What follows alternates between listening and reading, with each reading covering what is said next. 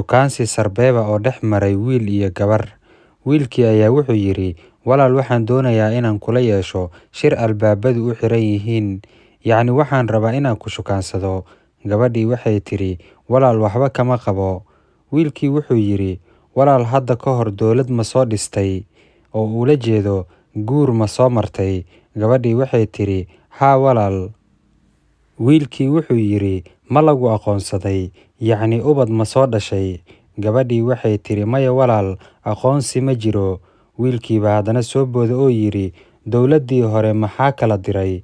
Yacni wuxuu ula jeedaa maxaa lagu furay? Gabadhii waxay tidhi, miisaaniyadda dalka ayaa hoos u dhacday. Yacni dhaqaale xumo ayaa dhacday.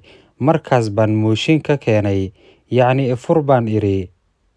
Wiilkii baa soo booda wuxuu yidhi, armaad anigana mooshin iga keentaa, macnaha kuleetiga igu dhegtaa haddii miisaaniyadda dalka hoos u dhacdo oo uga jeedo haddii dhaqaale xumo igu dhacdo. Gabadhii waxay tidhi, maya walaal, muddo kordhin baan kuu samaynayaa adiga, waan kuu sabrayaa ayay ka wadaa. Waayo waxaan ogaaday in dowlad xumi ay dowlad la'aan dhaanto.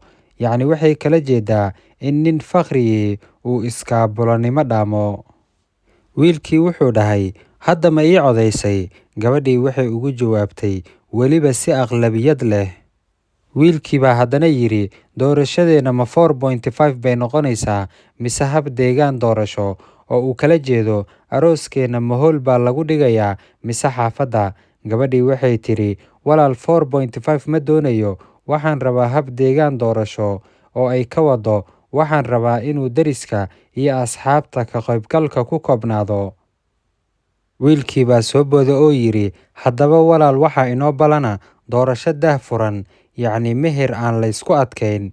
Gabadhii waxay tidhi, walaal taas ha ka welwelin.